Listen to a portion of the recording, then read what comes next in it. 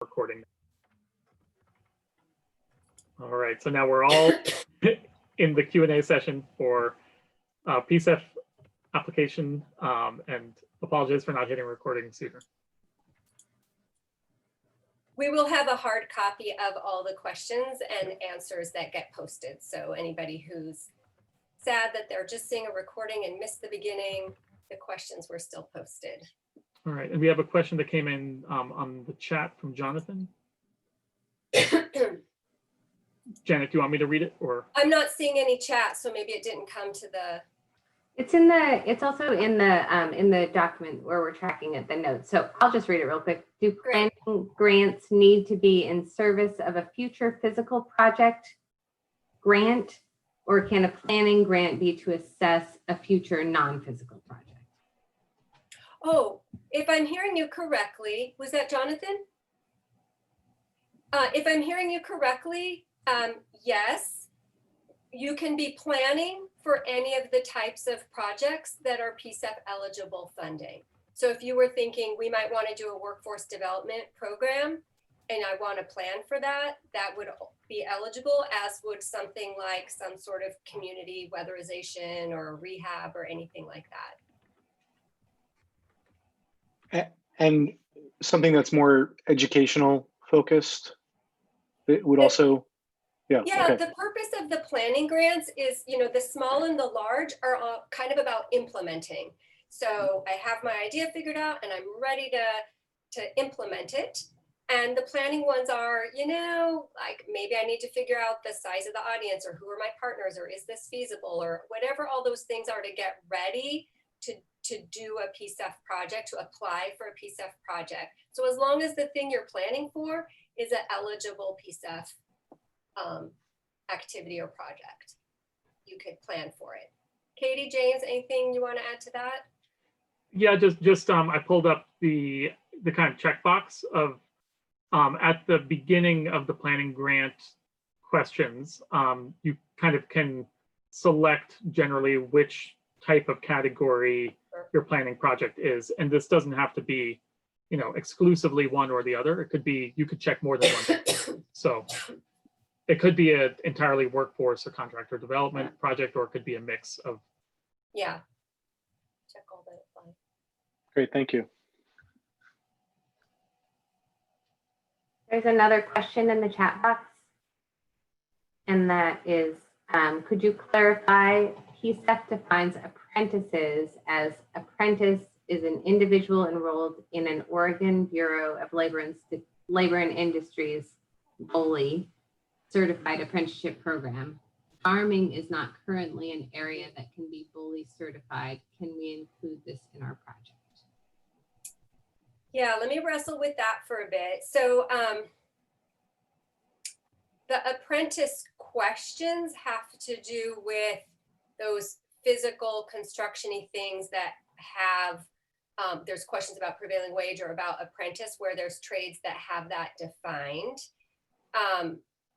We get that there's areas in regenerative agriculture and green infrastructure that don't have those as BOLI certified, and that would be part of the systems change conversations that we'll have over time if the community thinks that that's something that would be useful, and we can be thinking about how we would have recognized programs. That's something we have our eye on. Thank you, James, for going to the specific question. So the questions about commitments to apprentices, are those specifically around construction projects, and they affect the scoring there? So if you go up a little bit, actually, James, I think, and was this a small or a large grant? A small Yeah, grant. Hi, sorry, a small grant.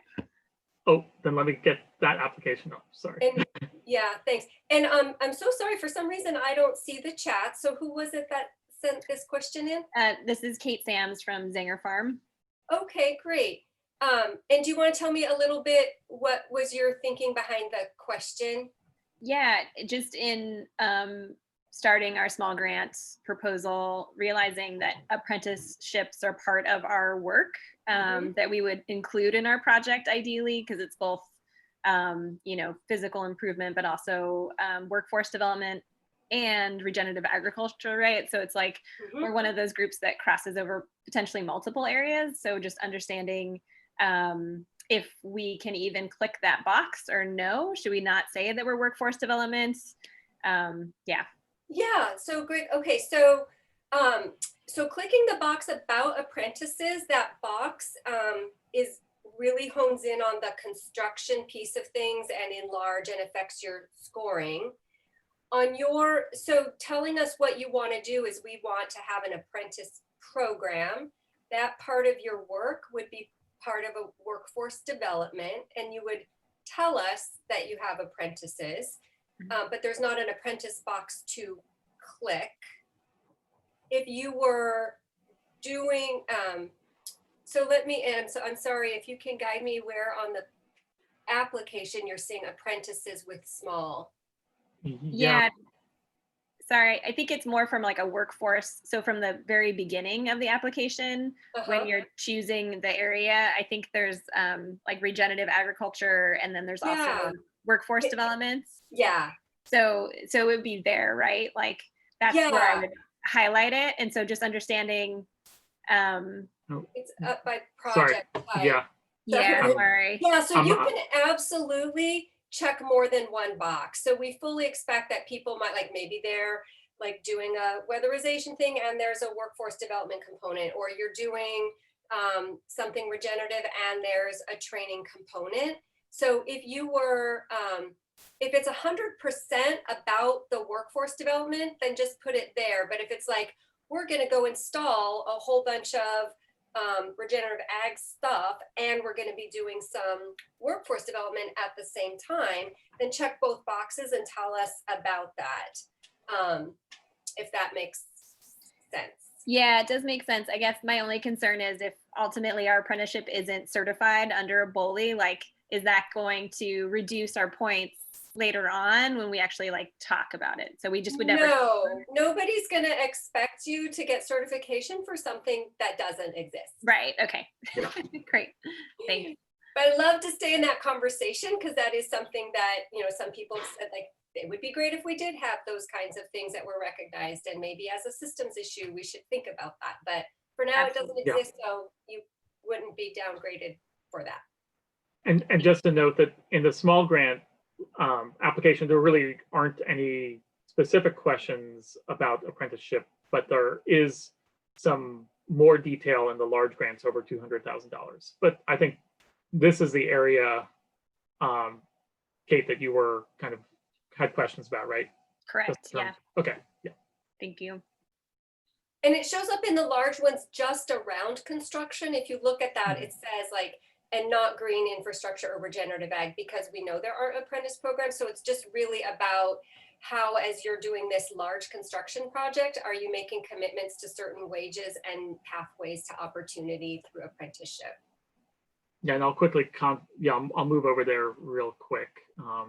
And sorry, apologize to everybody for the scrolling and making you dizzy, but it's tough to do this all at once. So it's so appreciated though, because believe it or not, I don't have those hundreds of pages memorized in my head to know exactly what number a question might refer to. Yeah, and then this is the contractor, and then here's the inclusive workforce part, which this is the commitment for large projects around apprentices. Is anybody struggling a little bit with the like specifics of how to build out their budget, or challenges around how do I write, how do I write this? And if only I had a seasoned expert who's done grant applications that could give me some tips or answer some questions about how to approach this. Any of those questions that you want to direct to Darrell?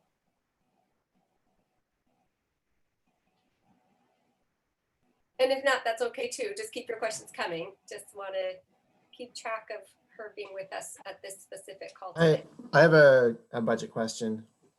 I don't know, if it would be specifically for Darrell, but I know you guys encourage people to include a contingency fund And I want to know if that should be called out specifically as a line item in the budget, like as its own item, or if that should just be included in our in what we're going to be giving to the contractor in that line item. So how do you want that expressed? I can answer this. If you're contracting for construction, it should just be in the contractor line item. If you are awarded grant funds, then we will, the city project manager will be taking a closer look at a more detailed budget with you. But for the purposes of the application, just put it in if it is contracted work, just make sure it's included in there. Okay. Thank you. James has that up. If you want to walk us through that, James, that's so helpful. Yeah, and so, these line item descriptions can be longer than the cell. We ask you not to add any rows or columns, but feel free to put as much content as is needed in the description. And just noting that there is this breakdown of construction related costs for the project versus the other non-construction costs. And so contingencies could be a part of either of those in your project and budget planning. And one other clarification. So this, I'm moving my cursor as if you could see me. Tell me what you need me to do. Those items on the left, so those are your PCEF requested amounts of money. And the ones that would be like coming in from another source are actually show up on the leverage table. So so switching back to the budget and personnel, thanks, James. So those items aren't actually your whole budget, they're your PCEF requested component. So keep that. And the other thing is, if you feel like you can't put in the description what the reviewer should know, you're always welcome to put a supplemental information, an attachment or something. So, we want to make this as easy as possible. So we didn't ask for tons and make it burdensome, but we also want you to be able to say what you need to say for somebody to be able to review the application and understand what's going on or what's behind it. So if that little description box feels too slim, there's other ways that you can tell us what we need to know. And maybe just an additional note is that this cell here, the PCEF project budget subtotal, is the amount of the grant request. And this is automatically populated based on the totals that you put in the other cells above that kind of black line, as well as the amount added for overhead, and then if applicable, the fiscal sponsor. And so, but the way to look at your budget request is really that this cell should total what you're asking for. And it'll auto-populate based on as you build this budget. And then I think the other thing too that bears mentioning as well is when you're looking at the difference between, I feel like it's a little bit easier to be concise with those description lines if you're looking at probably less complicated a project that occurs over 1 year, say, for example, a planning grant. But when you start looking at a small or large project grant, that description line could become a little more, as Janet said, a little bit more squished, and being able to try to be concise, one, so that the reviewers understand what it is that you're proposing in the budget, and then two, for just your own purposes of managing your own information that you're putting into this particular worksheet.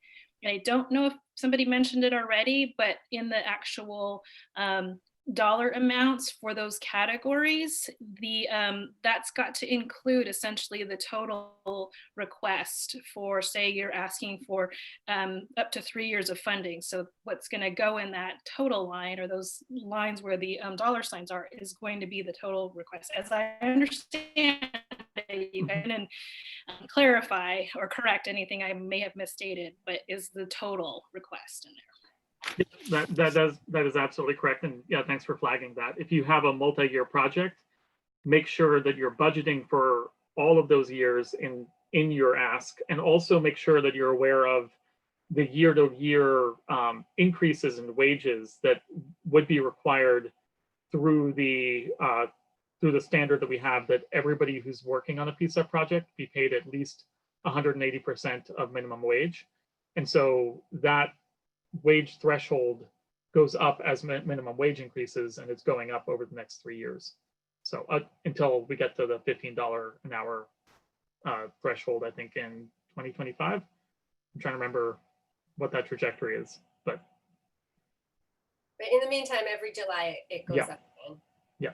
And we've got that information in the guidance, and it's talked about also in those overview webinars we mentioned. Yeah, I mean, this is a good time to answer other questions people might have that are maybe budget specific or how to fill this out. Yeah, Darrell can provide some guidance of how to kind of approach building a budget if you're still in that part of developing your project. So.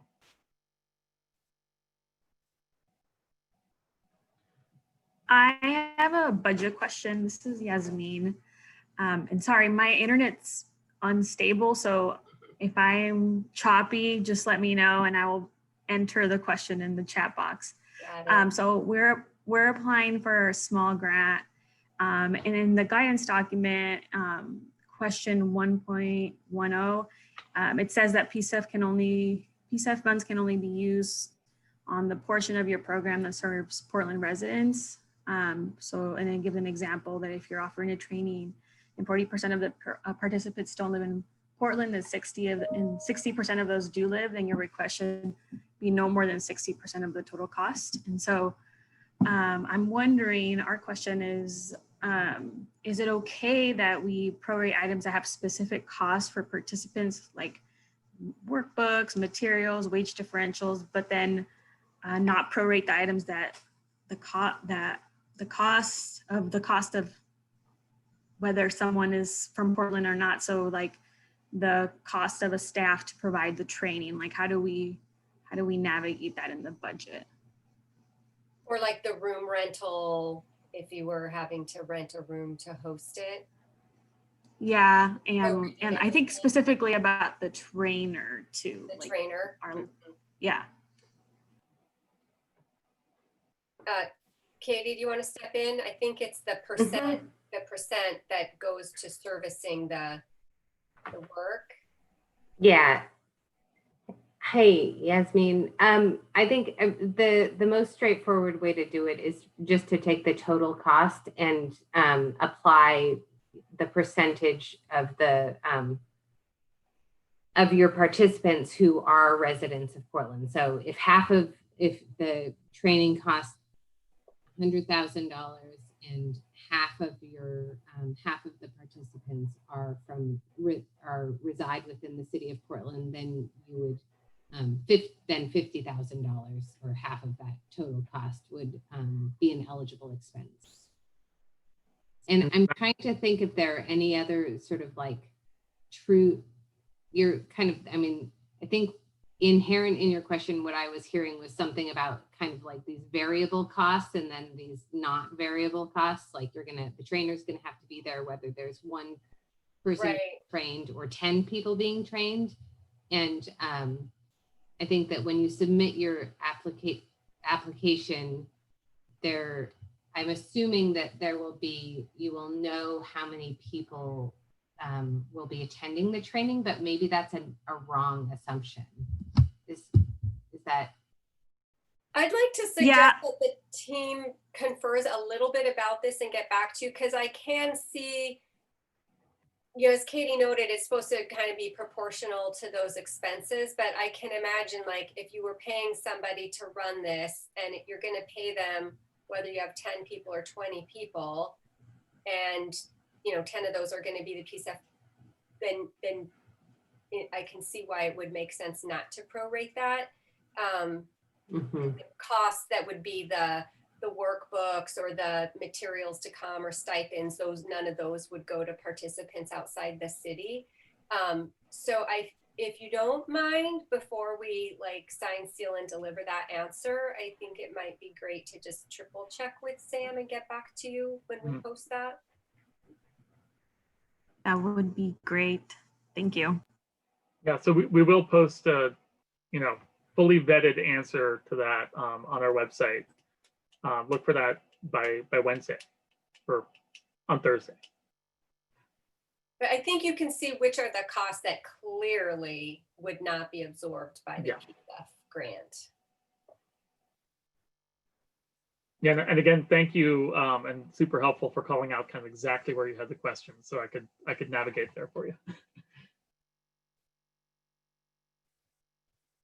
And if there are additional details we should know to help us get back to that, like the staffing feels like the biggest question, or even maybe the room rental or something like that. But so anything, just send that over to the Clean Energy Fund at portlandoregon.gov if there's anything additional that you think we should know to make sure we get you the best answer. Perfect. Yeah, I'll send an email.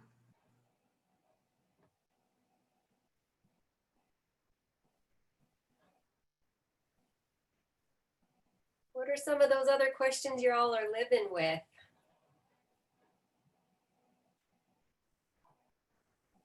I'm going to jump in again if nobody else is.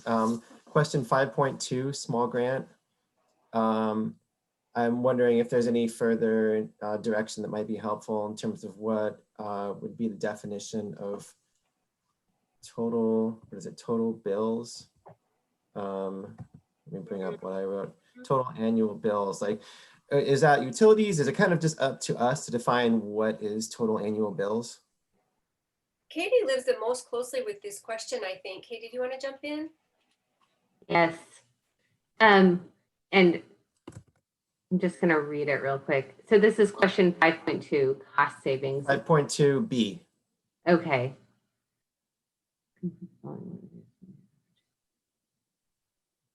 Yeah, I mean, because so it really is, we're asking you to provide us your assumptions, like what you're including in that total, in those total annual bills. We don't have it really tightly defined just because the PCEF can fund so many different kinds of projects. So the most standard that we sort of anticipate is like your annual electric bill or your annual gas bill if you have gas heat or something like that. But it could also potentially be, if you were a regenerative agriculture project, your annual vegetable bill for your household or something like that. I think maybe the question, if I'm interpreting your question, it's like, do you need to actually have an estimate of an entire household's bills, like of the other things that PCEF is not related to, or only the elements of kind of household cost bill reduction related to PCEF? And I think my understanding is that we're really making it about the type of impact that you're having on that particular portion of a household's bills, whether it be food, energy, transportation, not trying to model an entirety of total savings. Is that right, Sander? That was a different question than I heard, for sure. Yeah. Yeah, well, I actually hadn't even considered that. Oh, okay. Possibility. Yeah. So imagine Don't this. do that. If you were doing if you were doing a regenerative ag project and you thought like, we're going to grow this many, pounds of squash and distribute it to this many households, and you could do a calculation of, we're going to be distributing $20 worth of food per household times 50 households, and the average food bill is X, and so it would be a 5% reduction in that average household bill. Or we're going to weatherize like this many homes, and that kind of weatherization is going to bring an average savings of 10% off their household bill. So it's kind of that aggregate amount of, as James said, what kind of investment you're making, and that, if you're paying $100 a month in bills and we saved 30%, that'd be 30% of, or good. Okay, so clarifying question then, so this is a solar project, which I imagine you're getting a number of, so it would be a reduction in energy bills. So as far as the total annual bills, that would be just the power bill. Yeah. Mm-hmm. Yeah. Yes. Yeah. And again, it's not expected that you know, if you are, for instance, doing a number of households, that you already have those bills or have them, you know, on hand, but you can make estimations based on averages of household energy costs. If you want to, we're not requiring this by any means, but there is information available, like from the American Community Survey of average household energy costs by census block and stuff like that. That's not in any way required. You can make your own estimation, but there are some tools available out there to help if you're looking at a neighborhood approach, for instance. So. Yeah, there's some detailed information on, like, you know, the building stock average, you know, and those estimates and things like that. There's some other nonprofits out there who are making that information available to folks. We have some of those resources on the website. I mean, obviously it'd be easier if you're calculating for one specific building, like, you know, your mosque, your church, your community center, and you're putting in solar, and, you know, like, this is how much our annual building cost utility bill is, and, you know, we got our estimates and it's going to save us 25%. Like, that's a nice easy one to calculate. But if you're doing those distributed investments like weatherization, yeah, we'll can use those averages to calculate that, and just kind of run through what was the logic behind it and the sources. Great. And my other question is, do you guys want to look at letters of support? Would you include those in your review? Do you want to go to that section on, Katie's got a good weigh in on that one. Oh, actually, can you tell me where to look? And then I can navigate there. I don't remember seeing anything about letters of support in the application. There's, yeah, and there's no specific like scoring criteria related to letters of support, but you certainly can include any documentation that you think helps support any of your answers. So we could imagine that a letter of support you might feel that certain letters of support might provide like a little bit of additional support or document or verification of some of the answers that you provided. And there is a place, you know, there's a place in the application portal to upload just sort of like additional documents. Or if you're sending them in via email, you can just send them in that way as well. So you certainly can. And apologies, I should have pulled up the portal and had an account logged in to show you, and I do not have that. But yeah, there is that opportunity.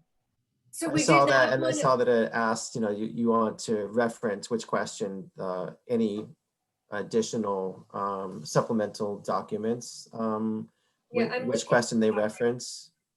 And I don't think our letters of support would be somewhat general in terms of what we could procure. And I don't think that they apply to any specific question. So what I'm hearing is that we probably don't even want to include those letters of support since they're not specific to specific questions. Does that sound right? You should be able to select other in the portal. So if the document that you're uploading is not related to a specific question, if you scroll all the way down on that list, there's an opportunity to just have it be like a non-affiliated document. And I would say that if you already have them, it won't hurt to upload them. But we part of the reason that we're not requiring them is because it can be burdensome for organizations that are maybe new or don't have established and existing, you know, networks and relationships with other folks. So we didn't want to kind of create that additional layer of work and disincentive to emerging organizations, especially for the smaller grants. And just wanted to add that, you know, if the support, it does have a monetary value in terms of in-kind donations, then there is an opportunity to put that in the leverage table, and there's some guidance in kind of so if it's just strictly, you know, an organization thinks that project is good, you know, again, that's totally optional. But if there's some tangible monetary value that you want to show and bring into the project, even if that is things like space rental or a venue or something like that, then that is the leverage table is an opportunity to do that. There's a couple other places as well. And so, and just to reiterate what Katie said, you know, we did not want to burden people with running around like, can you sign this? Can you sign this? Can you sign this? But there's other ways to demonstrate that in that on the small grant, I think 2.2, when you talk about how your organization prioritizes and serves priority populations, you know, that could be a way that people could, you know, talk about, you know, their support and talk about the ways that you've worked with them in the past, how you connect with the community. That's another way. They could be like, you know, we so appreciate that this organization has worked with us in these ways, and this, you know, so just sort of that testimony is another place that you might be able to, some of the, you know, certainly if you have partnership, there's ways to be talking about the strength of your partnership, the durability, the way equity, how you've worked together in the past. So, so again, we didn't want people to have to just like run around and have another hoop to jump through. But if there's meaningful ways that you think people can comment to the quality and merits of this project, you're welcome to submit those testimonies or other information. Great, thank you. Sure.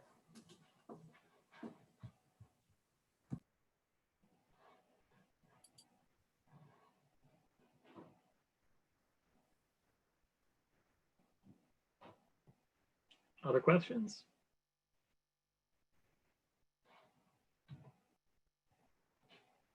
Or comments, Darrell, if you have observations or things you've noticed else along the way that would be pearls of wisdom you want to share, feel free to jump in, even if there wasn't a specific.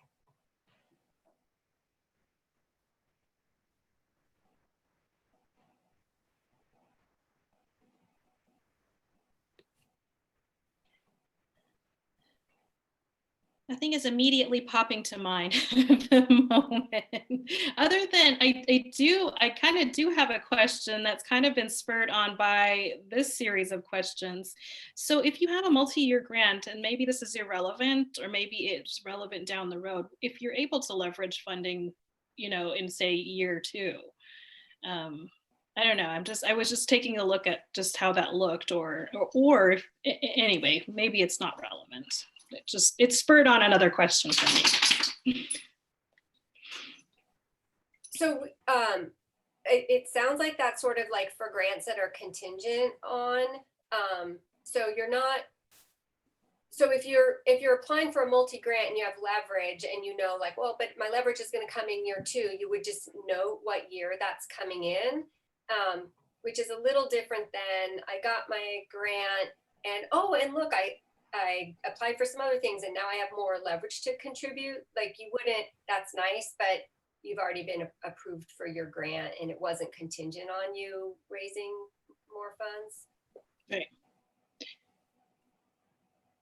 I think one thing that this did tip off a bit of a thought in terms of information that we kind of spent a bit of time on during the last budget building workshop, which was that time and effort in terms of as you're developing your proposals and thinking about particularly if you're going to have be looking at multiple vendors or spaces, or if you already have a partner in mind.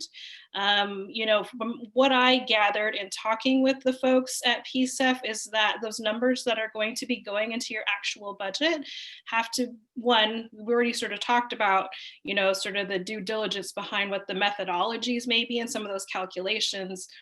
But I think the other piece is also coming up with this sort of reasonableness standard as to where some of those numbers came from and sort of the logic also behind those numbers. So if you have, so again, if it's a training event that you're particularly wanting to look at, how you arrive at some of those numbers. So maybe you are anticipating that you have an in-kind space, so you're not going to have to pay for a space. However, sort of planning and having a contingency plan that maybe that space won't be available or for some other reason related to potentially social distancing or COVID policy may change a little bit the way some spaces are operated.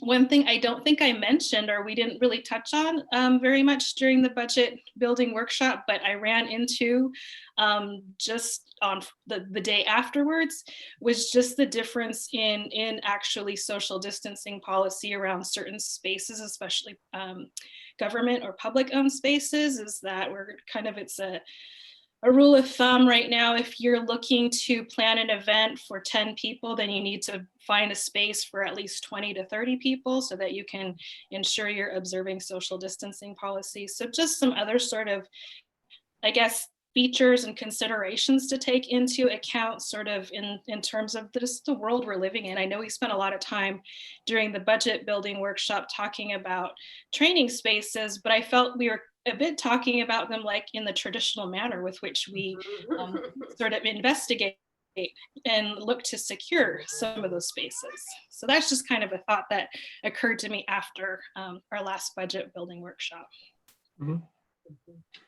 Yeah, I think that's a great point of how to, we need to be building budgets and designing projects, acknowledging the reality that we're in with COVID and health impacts. And also how, training might be evolving, or the need to be able to ship things to people to have them learn how to use something rather than gathering people together to do a hands-on training. So I'm not advocating for any particular training model, but just, we are open to that creativity of ways to make sure that we're doing things safely as we move forward with the program as well.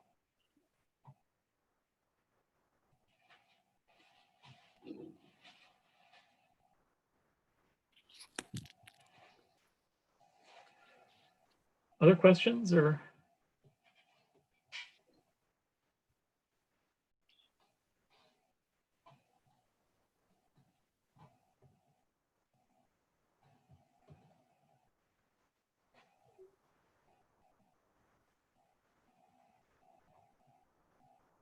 For those of you that are gonna go back and watch the different webinars and trainings, I think just know that they're a repeat. So if you go to the overview was offered 4 times, you don't need to go through it all 4 times. And any Q&A, those got posted as in words, so you don't have to sit through the whole webinar. The budget trainings, it's the same one. I would think, James and Darrell, would you suggest if folks were gonna watch one budget and one narrative that they hadn't yet, to watch the most recent one, because we've by then evolved, refined a little bit? Yeah. Yeah. So if you're gonna pick one to watch one that was the more recent one, because then it's iterated a bit.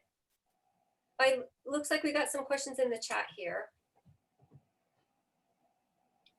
If folks are gonna drop off, maybe we are having, was there another poll you want to put it up just in case people are dropping, or is that distracting to have it up for so long? No, I can put the poll up.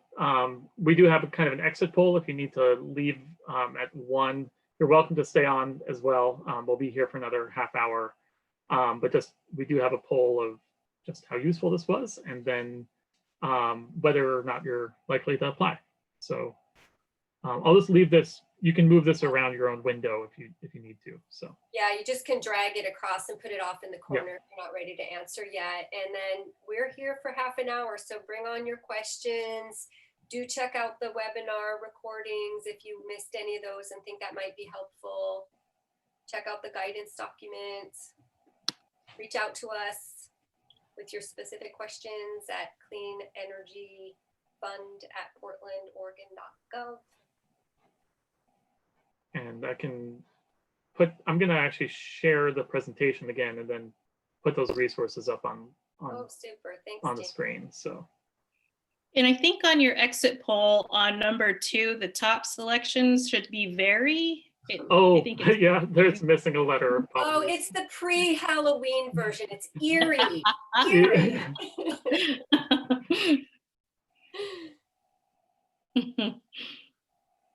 Okay, so we'll go. Oh, no, that's how to reach us if you have additional questions, where to find the webinars and recordings that we've done already, and then also this kind of rolling Q&A that we're updating on Wednesdays for questions. So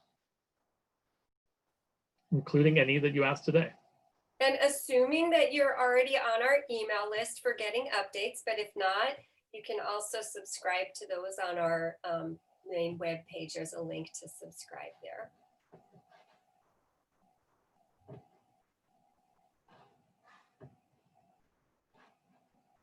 And if you don't want to ask your question out loud, like to the group, or you're welcome to chat it kind of anonymously over to Katie or James or myself or Darrell, and then we can just say it, what the question is without attributing it to a specific person if you're wanting to be anonymous with your question. So feel free to send it to one of us, and then we'll just leave the name off and get the information out loud that way.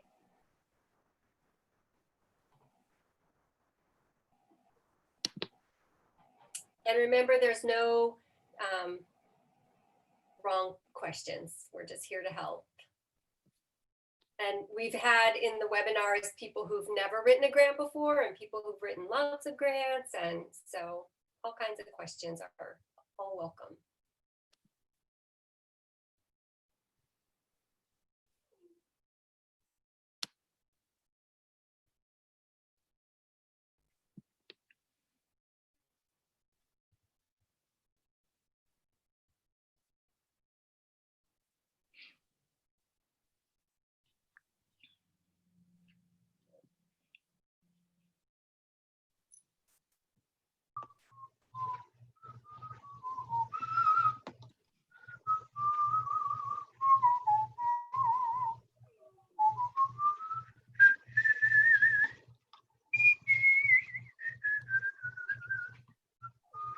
Kind of quiet now.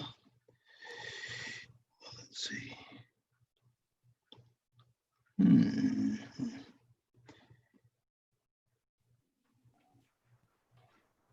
We might have a question, or not.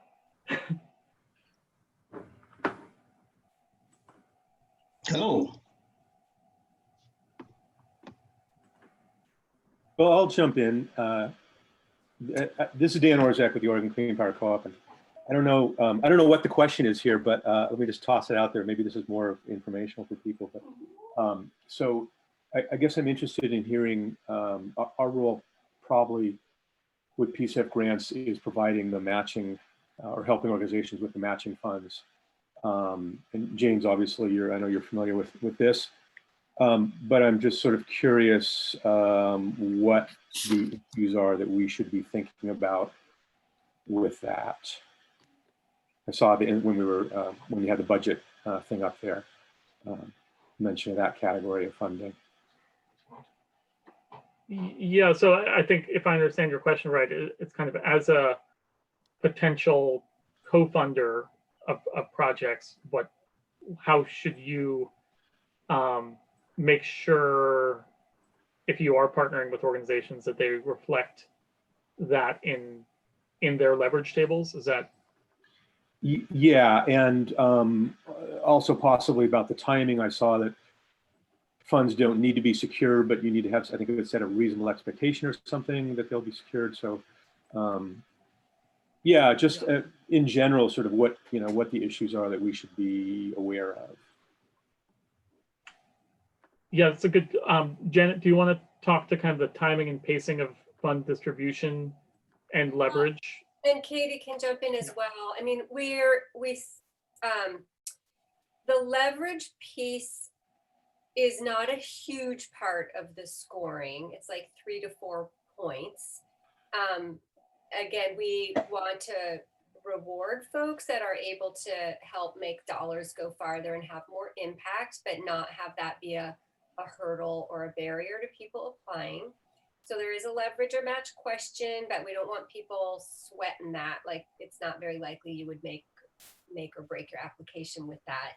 And so when people have had that question about having that money in hand, our advice is, if you have a high degree of confidence that you're going to receive those funds, then go ahead and put that in.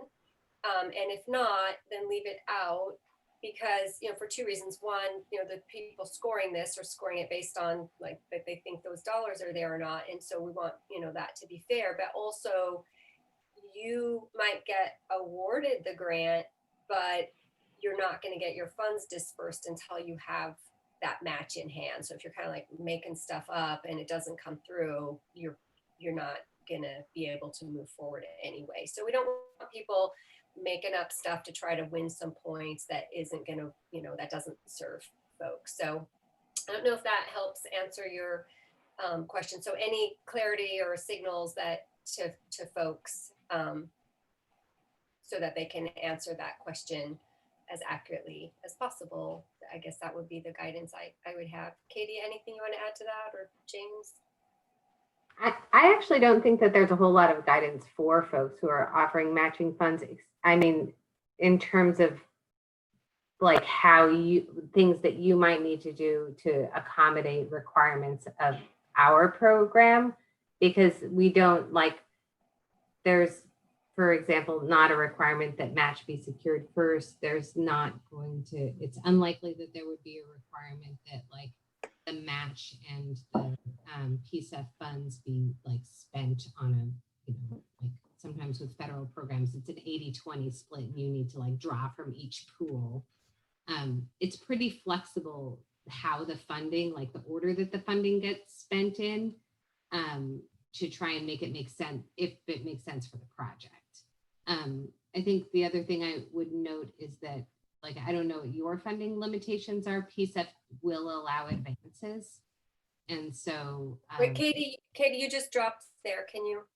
Oh, just that they're just noting that PCEF also allows advances, it's not purely on a reimbursement basis. And so there might be just some things to think about if there are requirements of your funding program that I'm not familiar with, kind of like how they might integrate with the PCEF program. But there are very few of those kind of, it's pretty flexible. The PCEF funds are pretty flexible. So I don't think that there's a whole lot that you need to be thinking about as a partner funder.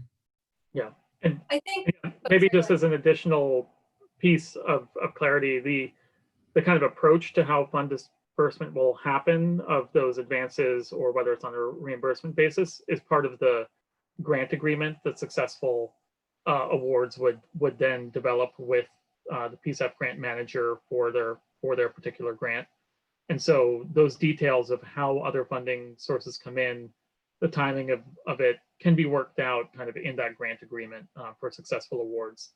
So yeah, and it is good to see you, Dan, and hope that helps provide some context. So yeah. Another thing to keep in mind, Dan, is PCEF is not least cost, and so we are people are able to pay for some things that are reasonable that some funders don't allow for. And so thinking about that in the mix where, maybe there are things that need to happen or should happen, but I'm sorry, I'm not familiar with how your operations are, but yours or others that might be in that position, that stacking can be useful. So just knowing that for example, if somebody had like the workforce training component, and to support folks' success, there's having the transportation covered or childcare covered or mentorship or something to help support the success. Some funders don't allow those. It's just, here's the trainer, here's the program, but not those other things that support the retention and advancement. Or, sometimes it's cheapest cost, and it's like, well, we have points that would say the materials you're using are like not just the cheapest ones, and that maybe were more toxic, but we also look at, so just knowing as you work with folks that sometimes things that are disincentivized or disallowed, that's not the case here. Great. Yeah, that's all really helpful. Thank you. Yeah, so our funding is community members putting in investment into primarily solar projects. And so it's good to know that you're flexible. Our funding timing is actually pretty flexible too. Our one requirement is we we can't start spending people's money until we have all the funding lined up, which doesn't sound like it would be a problem. So thank you.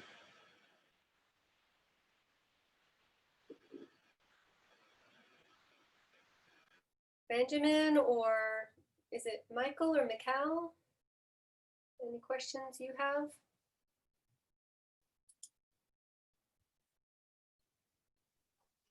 Hi, I'll hop in.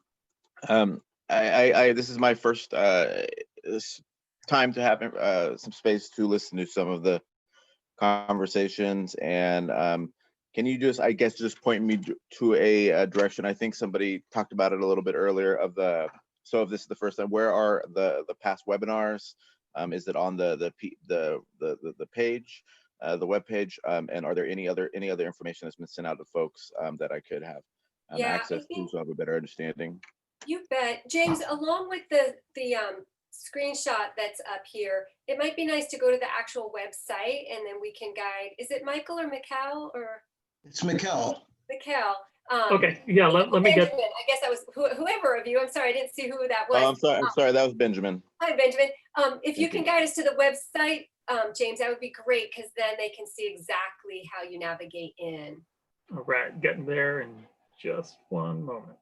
Yeah, when you type in the PCEF, just know like there's the PCEF site that's part of the Bureau of Planning and Sustainability, and then PCEF, the coalition that's did the great work to get this passed. And so if you Google PCEF, you might get one or the other. So ours is the one that's part of portland.gov within the Bureau of Planning and Sustainability. And then James, if you could back out even one more so they can see our landing page. Oh, okay, yeah. Yeah, so this is where the overall landing page is. And then the best way to find the webinars is to go. That grant application open now, nice and orange and purple and pink lines. So then you get to this guide to the grant application. And then on the right side, there's kind of a little menu of options, and webinars and assistance is where you then find the webinars we've hosted, and then you can view the recordings. These should actually now say view recording here for like Tuesdays, because that already happened. But you can see this is the grant writing trainings that we were talking about earlier that Darrell helped lead on the different topics. And so again, I think we need to actually upload the actual recording for the latest ones, but we will do that. So. And just so you know, Benjamin, so James, if you can scroll just a teeny bit. Yeah. For the, sorry. Up, okay, yeah. The information webinars, those were PCEF staff giving you the whole rundown on like how to do the applying. The grant writing trainings that Darrell led, we give a little recap of a little bit of that, but not so much. Then we dove into how do I think about writing my narrative? How do I think about creating my budget? So if you are stepping in new, you might want to think about doing one of the info webinars and then one grant training and one budget one, depending on where you want help. And if the overview is like, oh, well, I know that now because I watched the info one, you can just advance through a little bit to get to then the new content. Great, that's perfect. That's exactly what I was looking for. Thank you. Great. And then there's also when you go, and you'll see when you watch those, how to get to the other, like the guidance document and other info that might be helpful to you. Yeah. So okay. You'll get to I'll just navigate you right now. If you go back to the full application process, then you can scroll down. Sorry if I'm making you dizzy here. And then you'll see kind of an overview of the different types of funding that are available. And this is the key, these kind of 3 different grant types: planning grants, small grants, and large grants. And then when you click apply for a PCEF grant, you then can choose which one of the applications you're interested in. And then this opens up a window, let's say for planning grants, where then you can see all the documents for the planning grants and the required attachments, the resources and additional information, and then kind of a checklist to help you walk through what to be prepared. So.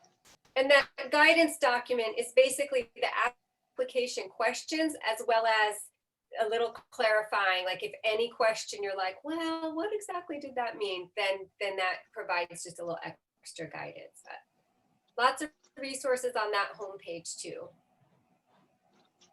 Got Then it. I'd also That's great. call That's out really good too that information. there's the evaluation criteria in there as well, which Oh, I thought yeah. was really helpful to Oh, take yeah. a look at.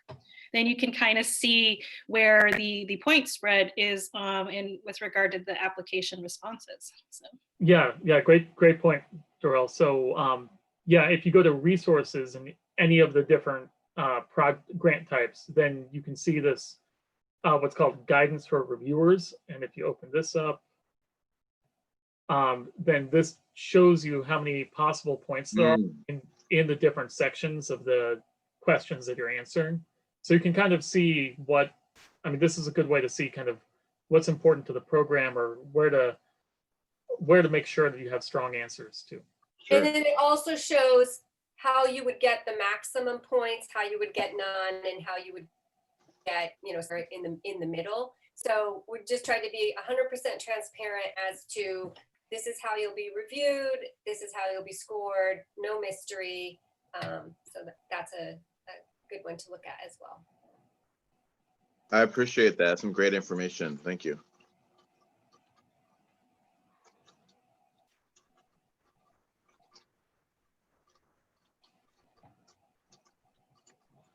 All right.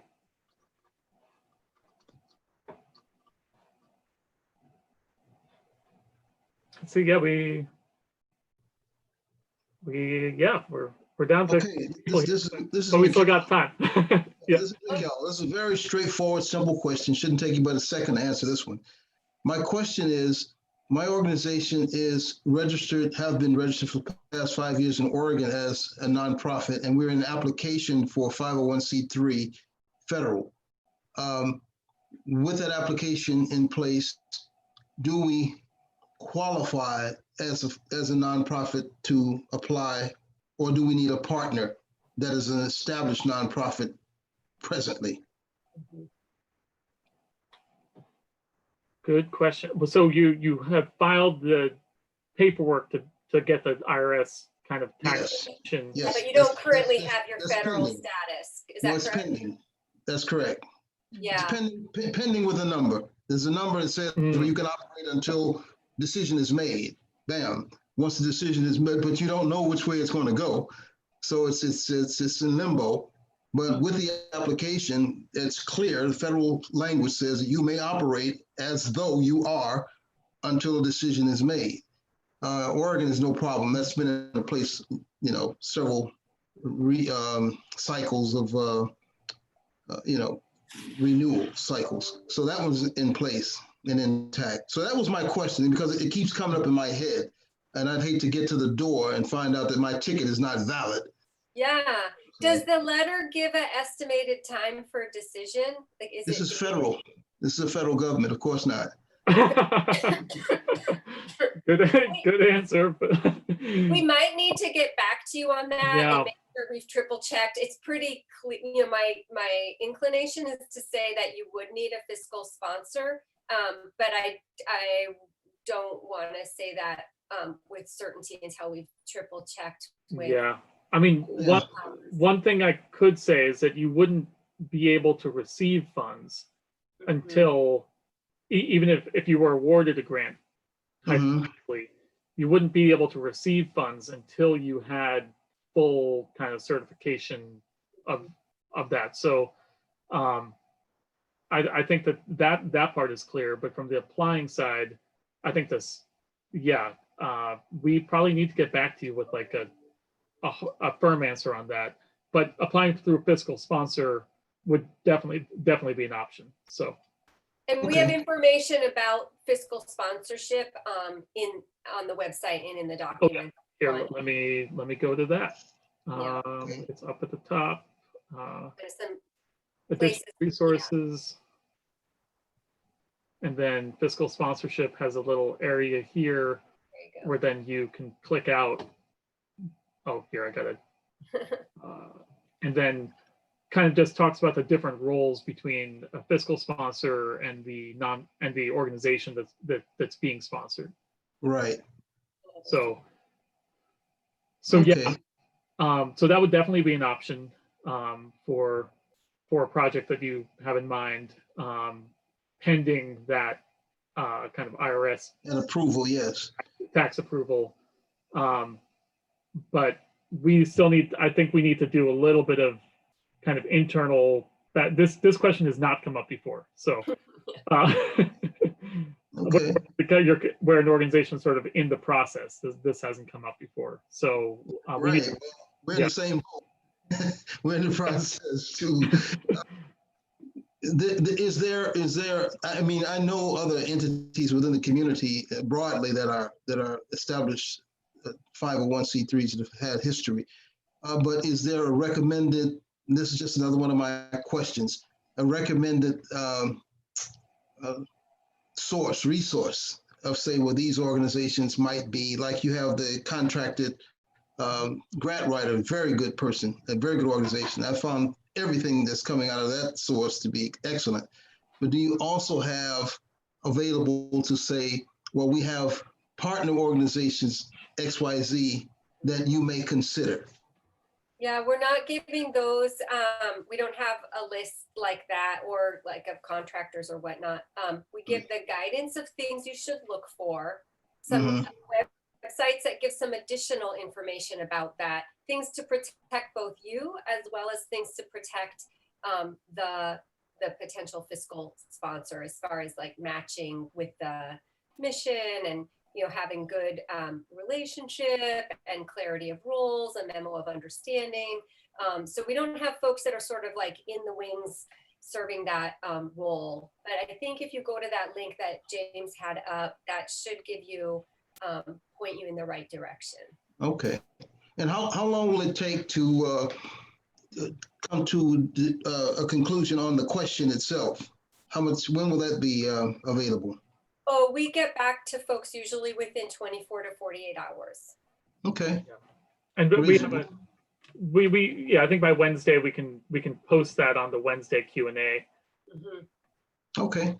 Okay, good. Thank you. Thank you very much. Yeah. You're welcome. Appreciate the question. It is a good one.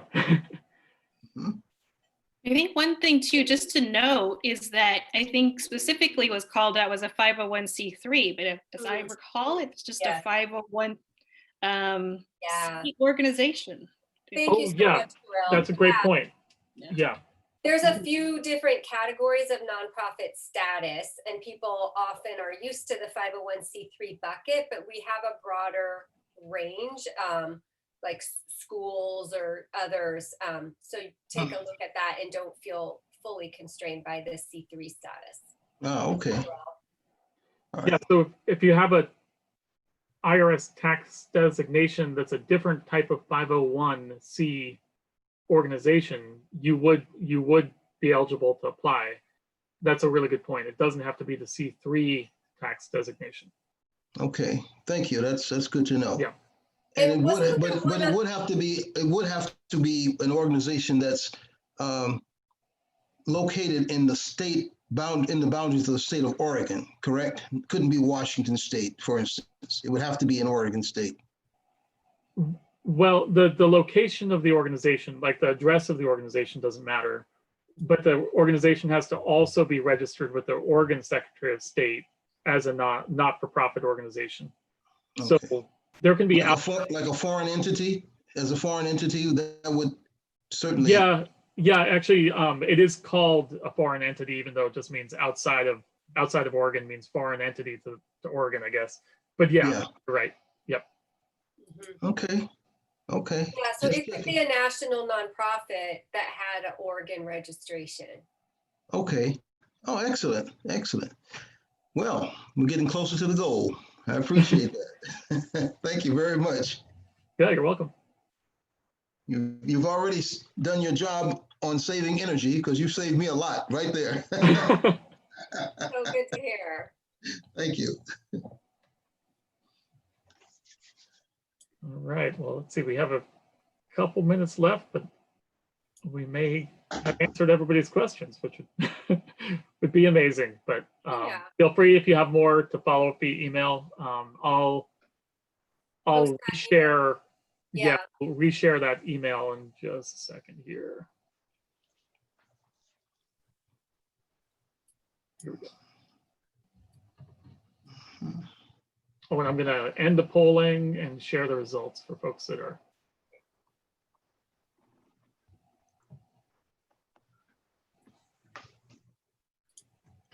All right, everybody found it helpful, and most folks are very likely to apply. And the other thing to keep in mind is this isn't a one and done. We've got this round, and there should be many more rounds for years to come. So if you feel like I couldn't quite get it together, don't feel like that ship has sailed or you missed the opportunity. I think we're thinking, Katie, James, was it sort of midsummer that the next round of 40 to 60 million would be available? Yeah, thereabouts. Yeah. So we all have enough stress in our life. So if you feel like you just can't get it across the finish line and there's more work to do, consider the planning grant or consider applying in the future. Absolutely. Thank you. I'm out. All right. Have a great Thanks for joining day. us. You're Yeah, welcome. have a good one. Anything else for you, Benjamin? No, that does it for now. I definitely I will have more questions, but I'm hoping that the webinars and the information here will clear up some of the questions that I have, and I'll contact you all and when I have more questions moving forward. Super. Look forward to hearing from you. Thanks so much. Thank you. Sounds good. All right. Well, then I think I'll stop the recording and then go ahead and we can